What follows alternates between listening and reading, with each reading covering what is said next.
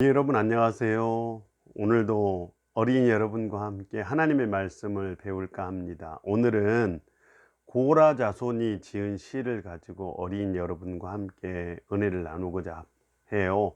고라 자손은 이스라엘 12지파 중에서 레위 지파가 있는데, 레위 지파 사람들은 제사장 역할을 했어요. 그래서 레위 지파 사람들은 성전 예배에 관련된 일을 했는데, 그 레위 지파의 자손들 중에서 고라 자손들이 있었어요. 그래서 고라 자손들은 어떤 역할을 했냐면 성가대 봉사, 성가대 대원을 했어요. 그래서 역대기라는 성경을 보면은 고라 자손들이 솔로몬 성전에서 성가대 대원으로 찬양을 해요. 그러니까 오늘날로 따지면 성가대 대원들이라 생각하면 좋아요. 그런데 이 고라 자손들이 시편에 여러 시편을 남겼는데, 오늘은 시편 84편을 보면 고라 자손들이 이런 시편을 남겼어요. 제가 어린이 여러분에게 읽어 드릴 테니까요, 잘 들어보세요.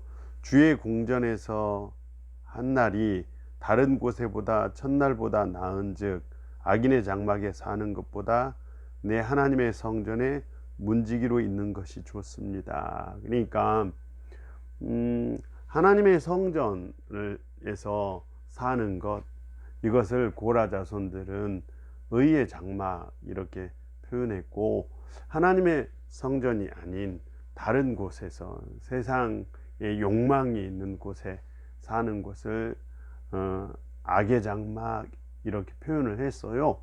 그런데 어린이 여러분, 이 고라 자손들이 정말 중요하게 여겼던 것 중에 하나가 하나님께서 주신 은혜를 따라서 사는 거예요. 하나님 주신 은혜를 이렇게 넓혀가는 거죠. 이것을 의인의 장막 이렇게 불렀어요.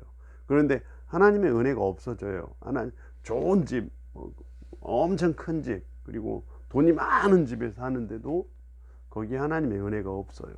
그러면 고라 자손들은 이렇게 생각했어요. 악인의 장막이라고 생각을 했어요. 그런데 이것이 왜 중요하냐면, 인간에게는 불안이라는 것이 있어요.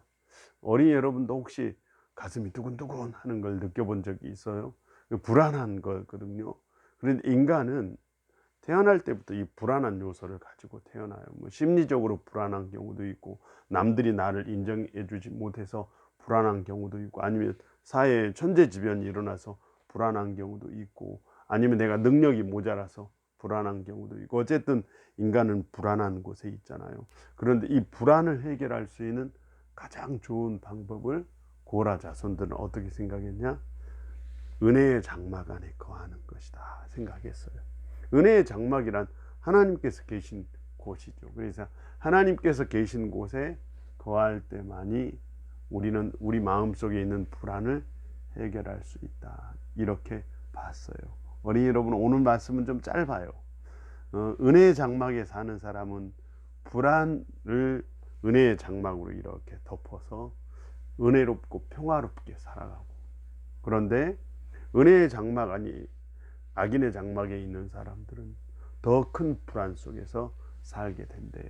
오늘 하나님께서 우리에게 주신 은혜를 따라서 은혜의 장막을 넓혀갈 수 있는 어린이 여러분 되기를 바랍니다. 안녕. 다음 주에 만나요.